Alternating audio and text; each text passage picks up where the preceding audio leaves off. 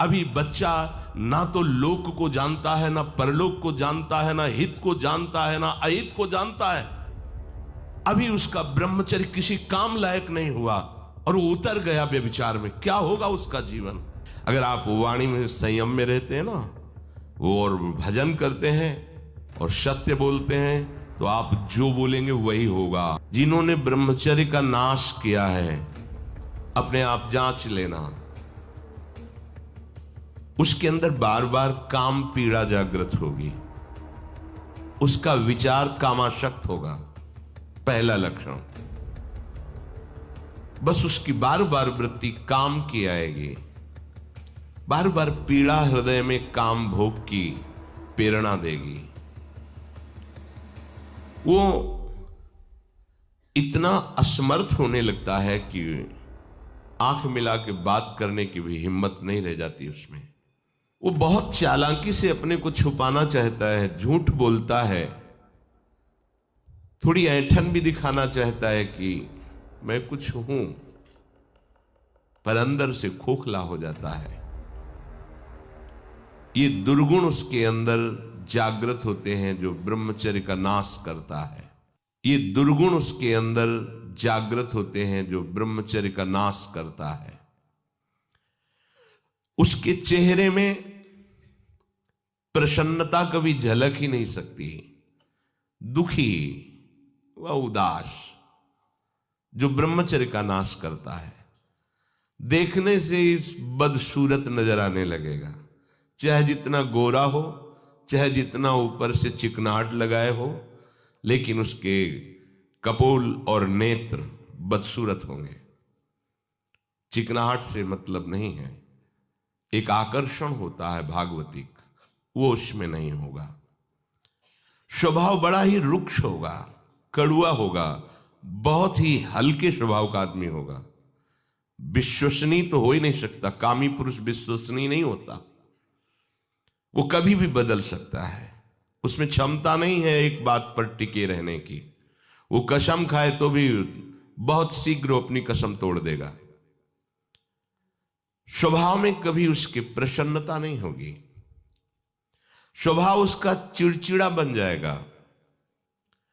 रूखा होने के कारण नाक में गुस्सा रखी रहेगी, जरा सी बात में वो बहुत क्रोधित हो जाना, अपनी खोपड़ी फोड़ने लगना, दूसरों की फोड़ने लगना, अपने थप्पड़ मारने, मतलब एक जैसे कोई विक्षिप्त आदमी, पागल आदमी, ऐसी उसकी चेष्टाओं ने चीख चीख के बोलना, माथा पटकने लगना, ये लक्षण है ब्रह्मचर्य का नाश करने वाले के।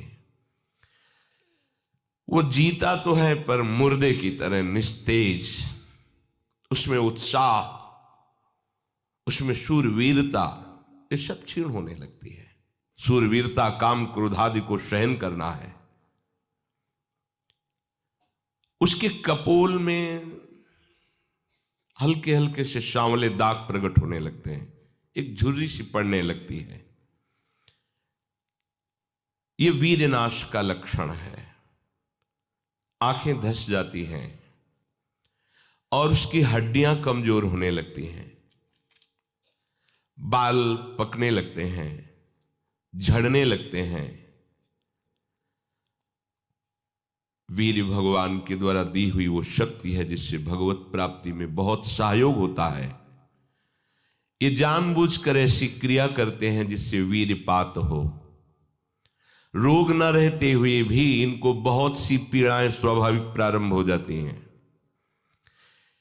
जर्जर, दुर्बल, भागवतिक कामों में निरुत्साह, भजन करना, परिक्रमा करना, समय से उठना, समय, ये सब उत्साहहीन होते हैं।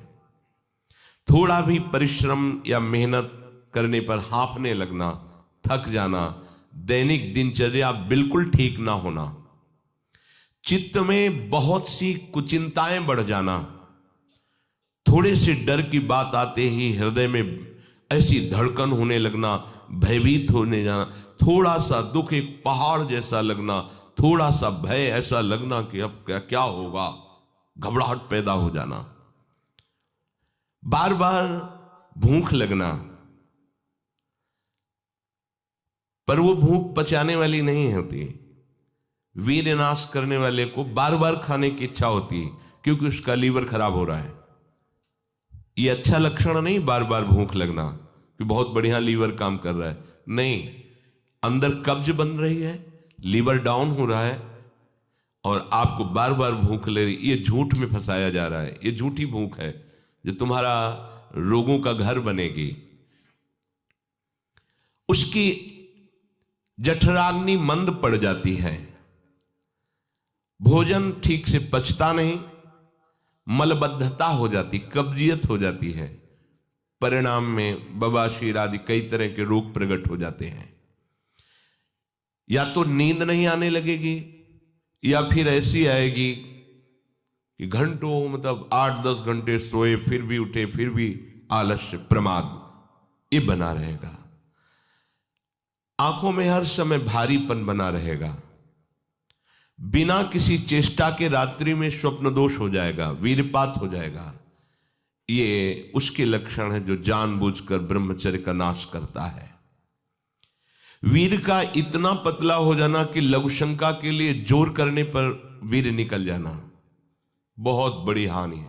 नए नए बच्चों में जब उनसे प्रश्न करते हैं कि आपके दर्शन से ऐसा महसूस होता है आप कोई गलत चेष्टा करते हैं, तो वो कहते हैं अब नहीं करता, लेकिन पहले जब आपसे मिला नहीं था तब होती थी, लेकिन लक्षण तो अब भी प्रकट हो रहे हैं। तो कहते हैं वो स्वाभाविक वीरपात हो जाता है, स्वप्न दोष में भी और लघु शंका में भी। इसका कारण है आपने बहुत ही गलत आचरण किए हैं।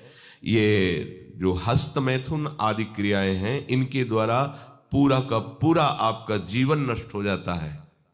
इसे खिलवाड़ मत समझो। चाहे गृहस्थी में भी जाना हो तो खिलवाड़ मत करो। आप गृहस्थी लायक नहीं रह जाएंगे।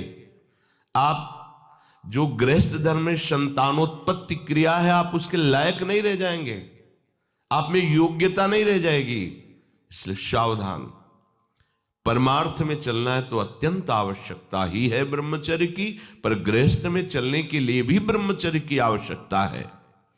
जहां वो पेशाब करने के लिए जोर लगाते हैं तो वीर स्खलित होने लगता है थोड़ी थोड़ी मात्रा में। ये हस्त मैथुन करने वालों का प्रधान चिन्ह है। इसका परिणाम यहां तक हो सकता है कि पुरुषत्व का नाश होकर नपुंसकता आ सकती है।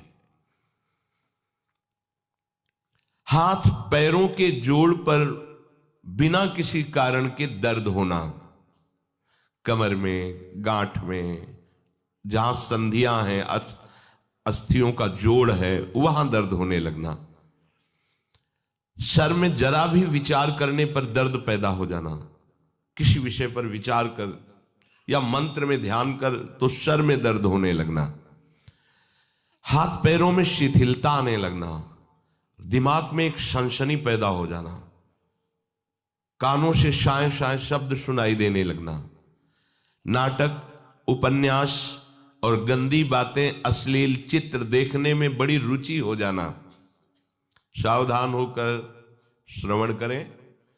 भगवत मार्ग के उपासक हैं, कुछ उपासकों में जो बाहर अनुशासनहीन होकर के रह रहे हैं और उनके पास स्मार्ट मोबाइल क्या कहते हैं वो है, तो वो लोग कभी ऐसी गलती ना करें, सर्च करके ऐसे दृश्य ना देखें, नहीं तो तुम्हारा ऐसा नाश होगा कि तुम इस बात को किसी भी साधन से पूर्ण नहीं कर पाओगे।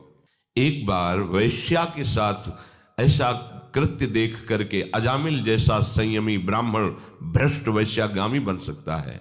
और आप देश विदेश की ऐसी गंदी फिल्में, गंदी बातें देखकर आप अपने को संयमी रख सकते हैं? क्यों आप अपना नाश कर रहे हैं? क्यों आप अपने शत्रु बन रहे हैं? उपासक समझता है कि कोई जानता नहीं है, लेकिन तुम जिसको जानने के लिए चले वो तो तुम्हें जान रहा है ना। वो कैसे तुम्हारे सामने आएगा? कैसे तुम्हारे मुख में नाम चलेगा? कैसे हृदय में भगवत प्राप्ति का उत्साह रह जाएगा यदि आप ऐसा? उपासक को नाटक, उपन्यास, सिनेमा, अश्लील चित्र, गंदी पिक्चरें बिल्कुल नहीं। क्यों अपना नाश कर रहे हो? पर उसको रुचि हो जाएगी, जो व्यभिचारी प्रवृत्ति से युक्त है उसको ये अच्छा लगेगा। बार बार पेशाब होने की इच्छा होना, पेट में ऐसा लगना जैसे बहुत गर्मी पैदा हो गई है, और प्रमेह आदि उग्र रोगों का प्रादुर्भाव हो जाना, ये ब्रह्मचर्य नाश का लक्षण है।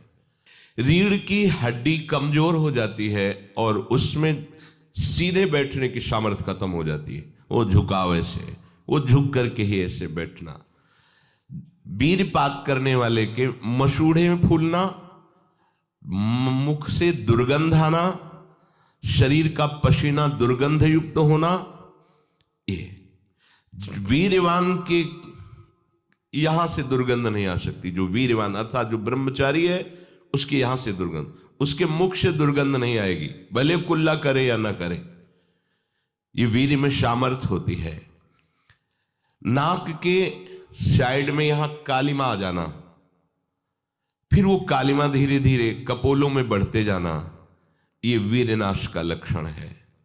तो इस मार्ग पर, अध्यात्म मार्ग पर, आनंद मार्ग पर चलना चाहते हैं तो उनको एक इंद्रिय के संयम के लिए पांचों इंद्रियों पर संयम करना होगा, ज्ञान इंद्रियों पर। एक बात सुधारने के लिए ब्रह्मचर्य का रक्षा तभी वो उपासक कर सकता है जब सर्वतोभावेन ब्रह्मचर्य होगा।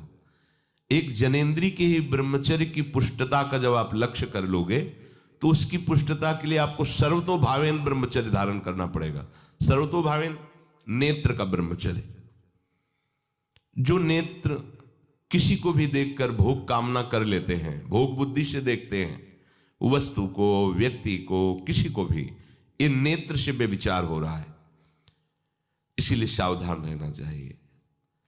जैसे नाटक, सिनेमा आदि हैं, वहां तो जान रहे हो चित्र हैं, पर उनमें जो अभिनय करने वाले जन हैं वो तो संसारी जन ही है ना।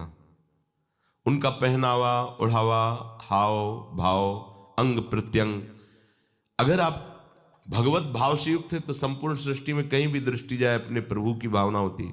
पर वहां तक पहुंचने के लिए आपको ये त्यागना होगा ना। आप किसी का अनुकरण न करें, आप अपनी स्थिति को देखें। अगर आप किसी का अनुकरण करते हैं कि हमने उनको देखा है वो टीवी देख रहे हैं, तो टीवी में क्या देख रहे हैं, कहाँ स्थिति है, हमें क्या पता। हमको जहां पहुंचना है उसके लिए हमारे लिए बाधक है, हमें नहीं देखना है। अगर आप माना कि कोई नाटक ही देख रहे हैं, कोई ऐसे सीरियल ही देख रहे हैं, पर उसमें अभिनय करने वाले तो संसारी भोगी पुरुष ही है ना। आप कोई त्यागी जितेंद्री महात्मा को थोड़ी देख रहे हैं। तो उस देखने में तन्मयता आती है, जिसको हम देखते हैं उस पर हम आसक्त होते हैं, तभी तो उसका सुख दुख अनुभव होता है। देखो कोई ऐसी रोने वाली सीन आए तो रोना आ जाएगा, हंसने वाली आ जाए तो हंसना आ जाएगा, ऐसे तो उसका प्रभाव हम पर पड़ रहा है ना।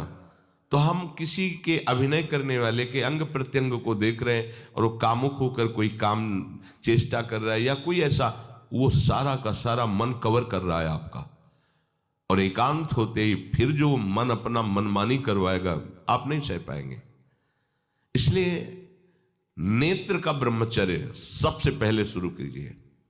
आपको वो चीज नहीं देखनी, वो बात नहीं पढ़नी, वो दृश्य नहीं। श्रीमद् भागवत में वर्णन है, कोई पशु पक्षी भी मैथुन कर रहा हो, अचानक दृष्टि गई तो मानसिक प्रणाम करके दोबारा दृष्टि नहीं जानी चाहिए। नेत्र का ब्रह्मचर्य। फिर वाणी का ब्रह्मचर्य, बहुत बड़ा प्रभाव पड़ता है इससे।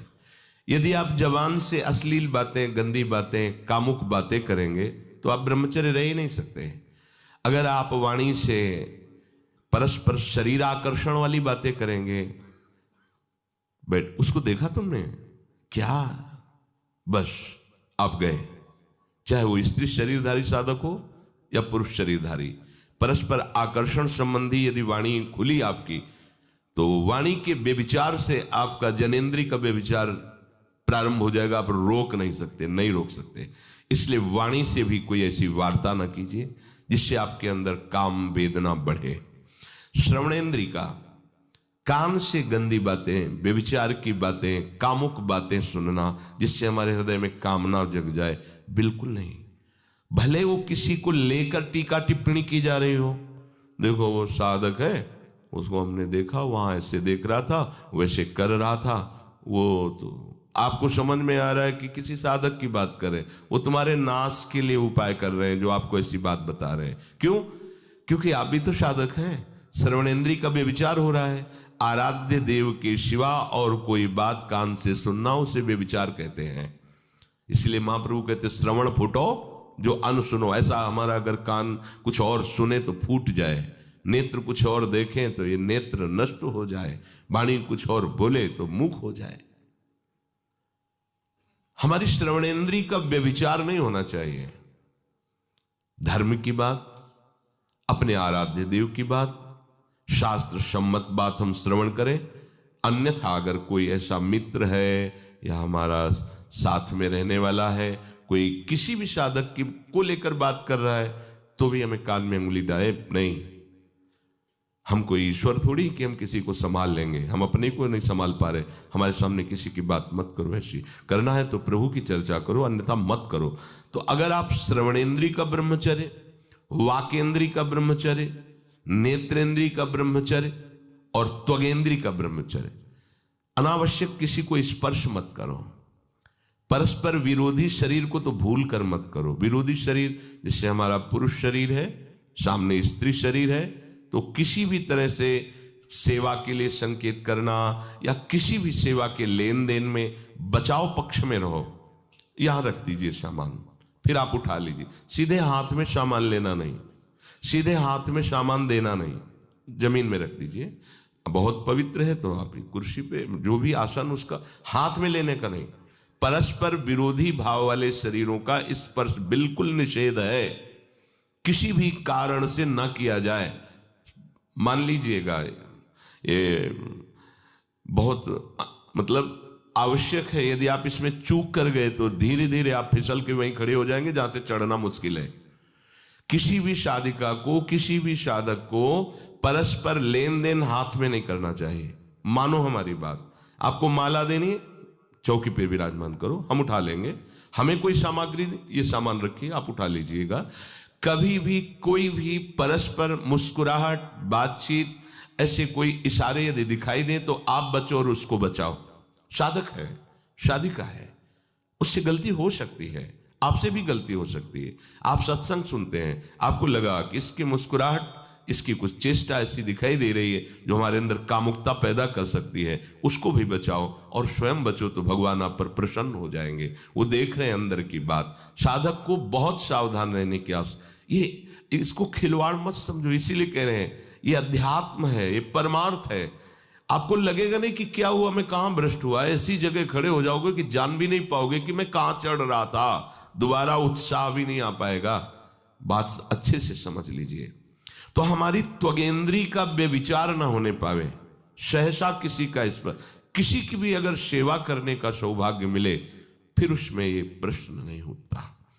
अगर कोई गिर आप पड़ा है, भला ऐसी स्थिति में कि मुझे अत्यंत आवश्यक है उसे उठाना, अगर नहीं उठाते तो वो कष्ट पा रहा, अचानक कोई गिर जाए, फिर हम ये नहीं देखेंगे, फिर ये हम सूत्र नहीं स्वीकार करेंगे कि अब हम तो ब्रह्मचारी हैं, अब हम खड़े खड़े देख नहीं। उसको अत्यंत आवश्यकता है हमारी। अब उस समय हम भूल गए अपने आप को और उसको उठा करके अगर हमें अस्पताल ले जाना, अस्पताल ले जाएंगे, जरूरत है हम उसकी सेवा करेंगे।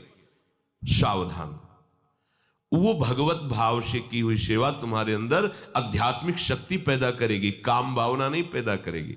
हमारी माँ बीमार हो और हमें उसे पता चला कि शौच कर दिया है, हमें शौचाना पड़े, हमें उसका मल धोना पड़े, तो क्या हमें काम जागृत हो जाएगा? क्या मेरी माँ है।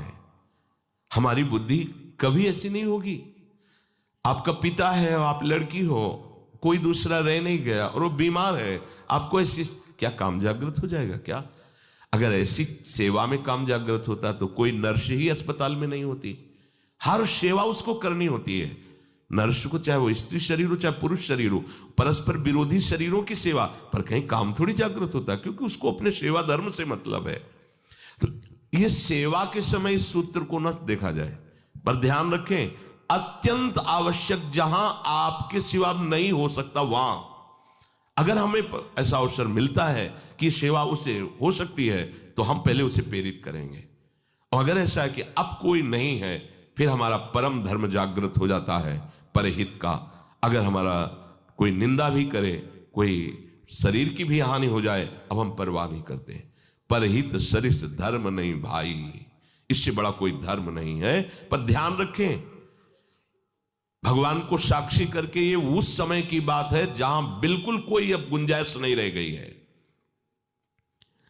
त्वगेंद्री को ऐसे सहसा किसी आप पुरुष शरीरधारी पुरुष को भी सहसा इससे आप में शक्ति जागृत होगी।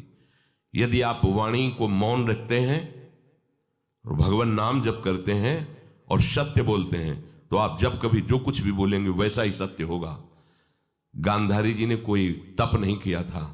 जब सुना कि मेरा ब्याह धृतराष्ट्र से हो रहा है जो बाह्य नेत्र रहित है, उसी समय पट्टी बांध ली कि जब मेरा पति संसार को नहीं देख सकता तो मैं भी संसार को नहीं देखूं।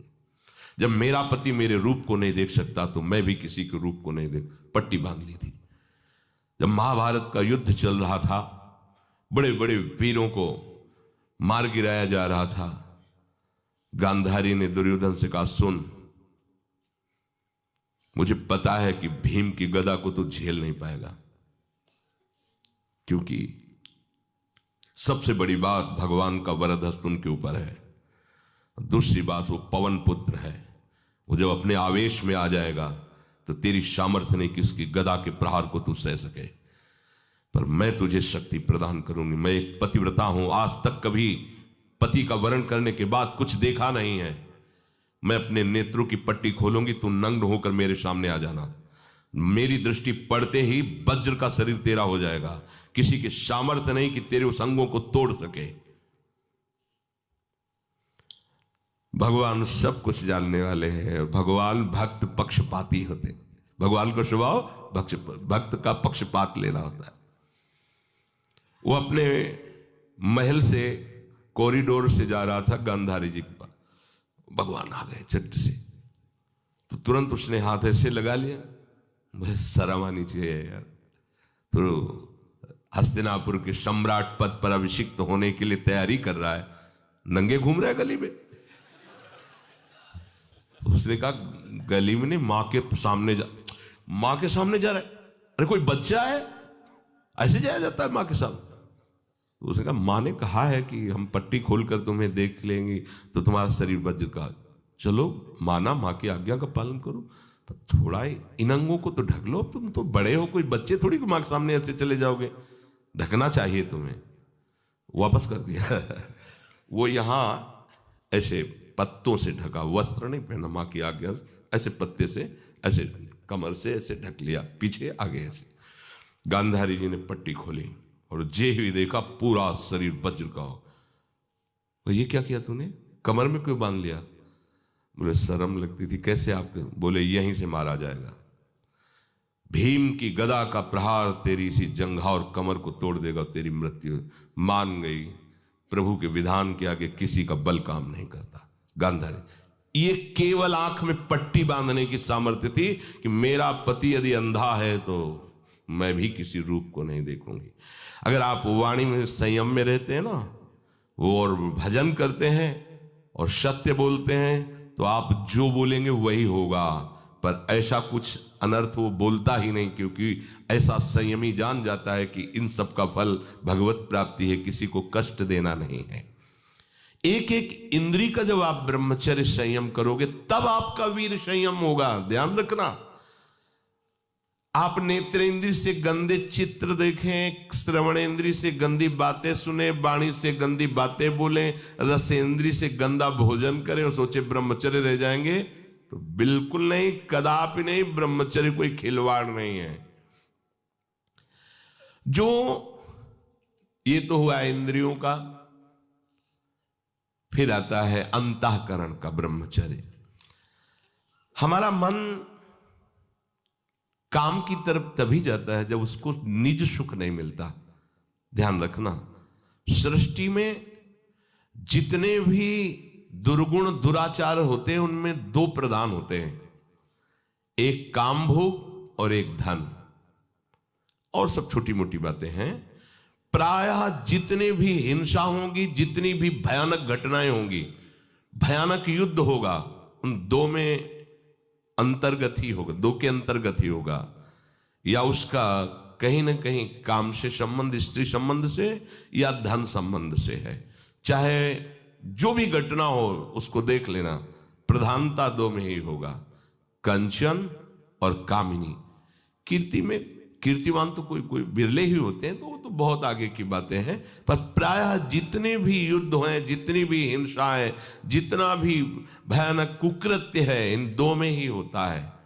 उपासक को ये बात समझनी चाहिए, मन को समझाना चाहिए, सच्ची मानी।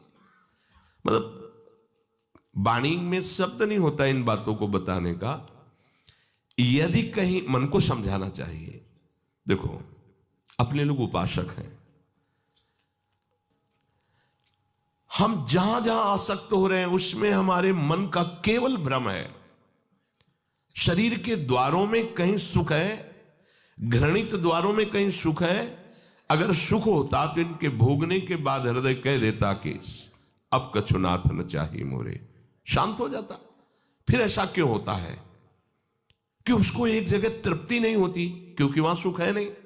फिर सोचता है शायद उसमें हो, उसमें हो, उसमें हो। पूरे के पूरे युग के युग व्यतीत हो गए, कल्प के कल्प व्यतीत हो गए भोगते हुए, क्या सुख मिला? क्या स्त्री शरीर सोचता है पुरुष शरीर में सुख है, पुरुष शरीर सोचता है स्त्री शरीर में सुख है, या आदि आदि।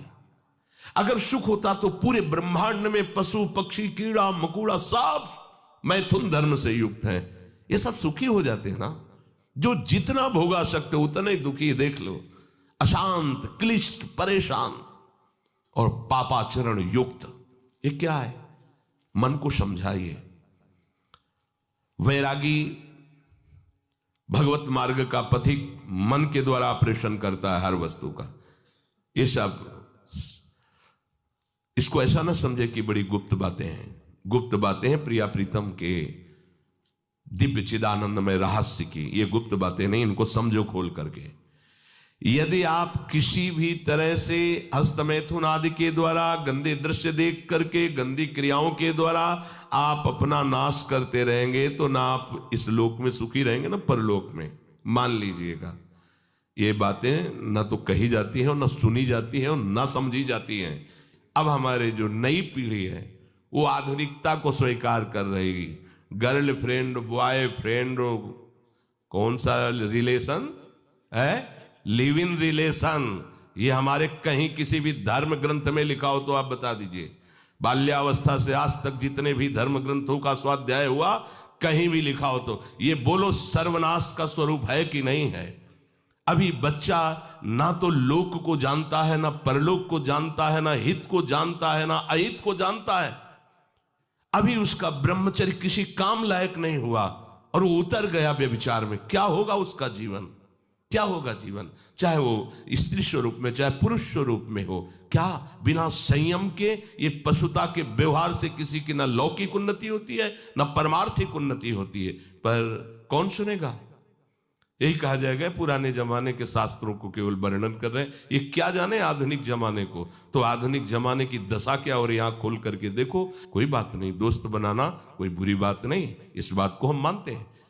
स्त्री शरीरधारी पुरुष शरीर को मित्र बना सकता है, कोई दोष नहीं। पुरुष शरीरधारी स्त्री को मित्र बना सकता है, कोई दोष नहीं। लेकिन मित्र का क्या कर्तव्य होता है? कुपंथ निवार सुपंथ चलावा, कुमार्ग से हटा करके सुपंथ में चलाना, उसकी समस्याओं को दूर करके उसको आनंद में से युक्त करना, उसको सहयोग करना, ना कि शोषण करना। दोस्ती कहते हैं उसके दुखों को मिटा करके उसको शांति और सुख के मार्ग में ले जाना। इसीलिए ये जो आधुनिकता बढ़ रही है, ये जो खान पान गलत हो रहा है, ये जो दर्शन गलत हो रहा है, तो इस जमाने में ब्रह्मचर्य ये केवल शब्द ही लिखा मिलेगा, जीवन में नहीं मिलेगा। नए नए बच्चे व्यसन कर रहे हैं, नशा कर रहे हैं, गंदे आचरण कर रहे हैं। क्या होगा? कैसे आगे कोई समझेगा? शास्त्र क्या है, धर्म क्या है, बल क्या है? आज नवयुवक 16 से 28 के बीच में कोई ऐसा नहीं दिखाई देता है जिसमें आध्यात्मिक थोड़ा भी बल हो, काम क्रोध आदि सहने की सामर्थ्य हो। अपने बूढ़े माता पिता को थप्पड़ मार रहे हैं, बूढ़े माता पिता को गाली दे रहे हैं, बूढ़े माता पिता जिन्होंने खवा पिला के इतना बड़ा, उन्हें अनाथालय भिजवाया जा रहा है, उनको छोड़ दिया जा रहा है। आप विदेश घूम रहे हैं, उनके खाने की व्यवस्था घर में नहीं। क्या है ये? आज आधुनिक विद्या का ये प्रभाव है। विद्या विनयम ददाति, जो अपने वयोवृद्धों की सेवा नहीं कर सकता वो क्या विद्या पढ़ा? जो दूसरों की रक्षा नहीं कर सकता, क्या विद्या पढ़ा? क्या विद्या का यही स्वरूप है दूसरे का शोषण करना? क्या विद्या का यही स्वरूप है कि शराब पीना, ड्रग्स का ये नशा करना? ये क्या विद्या सिखाती है? वो कहा जाता है आज तो आधुनिक विद्या बढ़ रही, मुझे लगता है संयम में रहना ही विद्या का वास्तविक स्वरूप है। अब